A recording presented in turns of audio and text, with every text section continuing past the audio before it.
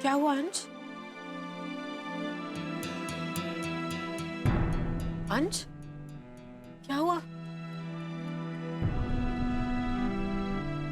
मुझे आपसे बात नहीं करनी। मैं आपसे नाराज हूँ। क्यों? आप पापा को अकेला क्यों छोड़ कर आई? उनका हैप्पी बर्थडे था ना आज। Very bad. मैं आपसे बात नहीं करूँगा।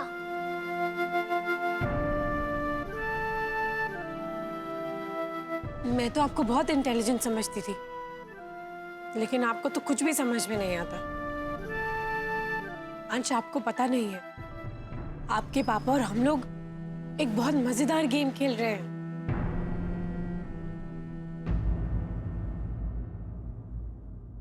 कौन सा गेम?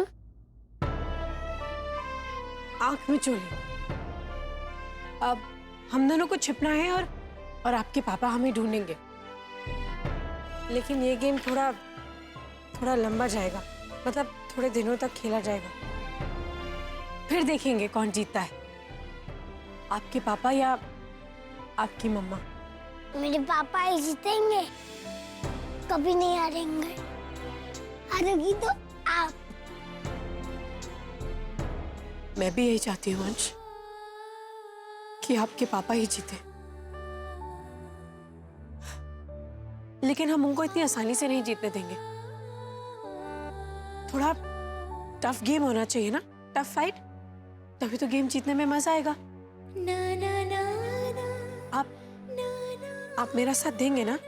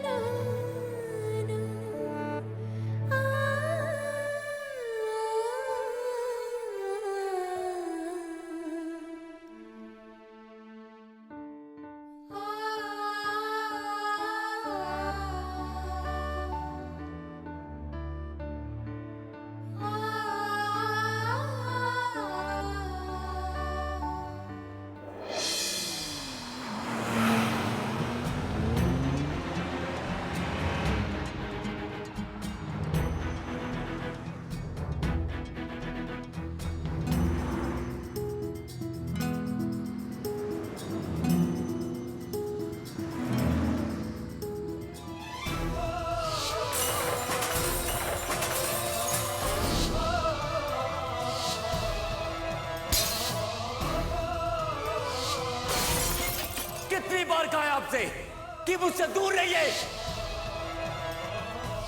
नशे की हालत में मैंने जो भी किया वो मेरी गलती। पाप था वो। ये तो बता दीजिए कि हमारे इस रिश्ते का भविष्य क्या है? पाप के रिश्ते का कोई भविष्य नहीं होता, सिर्फ एक ही अंजाम होता है, और वो है खत्म हो जाना। क्या कहा था आपने? हम दोनों के बीच जो कुछ भी हुआ वो पाप था। मेरी नजरों में वो प्यार था, बेइंतहा प्यार। आपने ये ताबीज क्यों पहन रखी है? नहीं मिला सकती मैं आपसे नजरें जी, जानते हैं क्यों? क्योंकि अगर मैं ऐसा करूंगी तो आपको मेरी आंखों में अपने लिए प्यार दिखाई देगा। अगर हम भी इसे नहीं अपनाएंगे तो कहां जाएगा? इसलिए हमारा फर्ज बनता है कि हम इसे अपने साथ अपने घर में ही रख लें। इसे भी अपनी फैमिली का हिस्सा बनाए। आप कहीं जा रही हैं?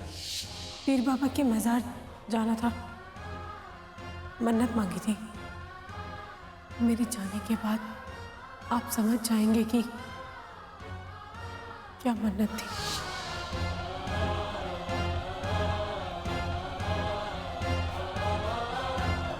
मुबारक हो सूर्य प्रताप जी, आप दादा बनने वाले हो। तुम शायद आरती को समझ ही नहीं पाए, वो तुम्हें छोड़कर जा चुकी। रोक लो उसे।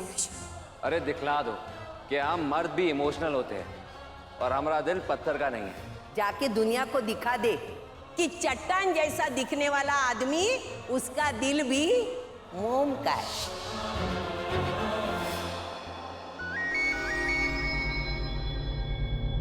हाँ प्रतीक। भैया मैं भाभी को ढूंढने एयरपोर्ट जा रहा हूँ और पंकज भी रेलवे स्टेशन। मैं बस स्टैंड जा रहा हूँ। जैसे ही भाभी का पता चलेगा प्लीज फोन कीजिएगा।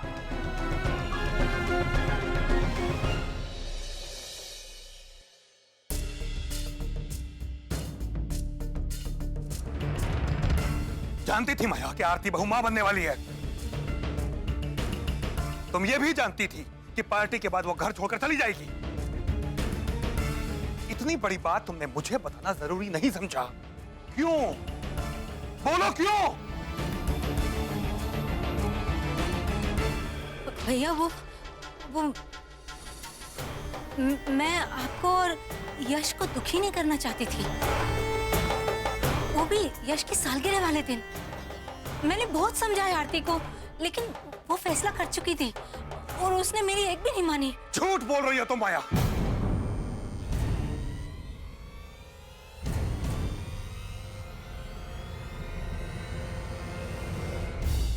आरती बहू इस तरह चुपचाप घर छोड़कर नहीं जा सकती और तुमने उसे रोकने की कोशिश की। मान ही नहीं सकता मैं। मेरे भगवान की कसम भैया, मैं सच कह रही हूँ।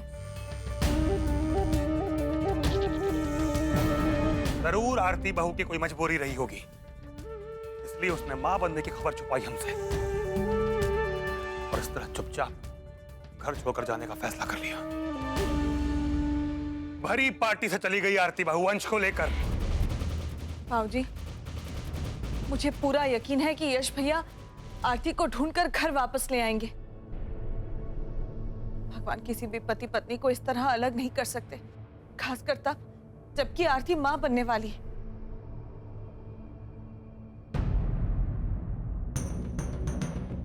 अगर आरती बहू सही सलामत इस घर में वापस नहीं लौटी तो अंजाम के लिए तैयार रहना माया।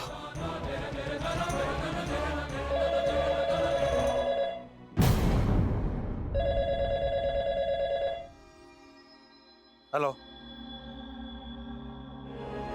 हेलो,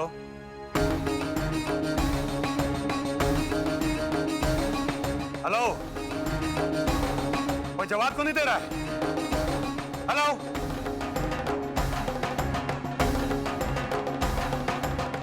जाने क्या मजा आता है लोगों को परेशान करने में।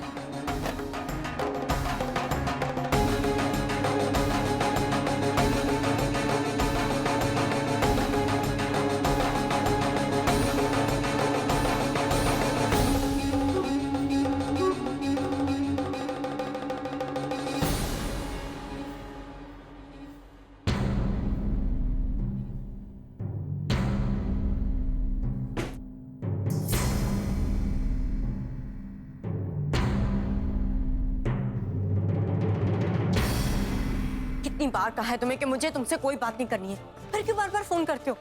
मुझे कोई शूटिंग नहीं करनी, मैं किसी कॉन्ट्रैक्ट को नहीं मानती। फिर तुम्हें जो करना है तुम करो, जो एक्शन उठाना उठाए, कोर्ट में जाना है शौक से जाओ। I just don't care about it. मेरे पति और मेरी गृहस्थी मेरे लिए ज्यादा इंपॉर्टेंट है, समझे तुम?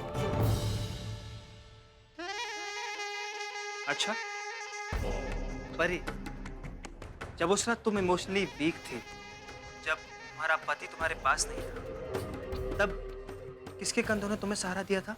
हाँ बोलो। पुनर्विवाह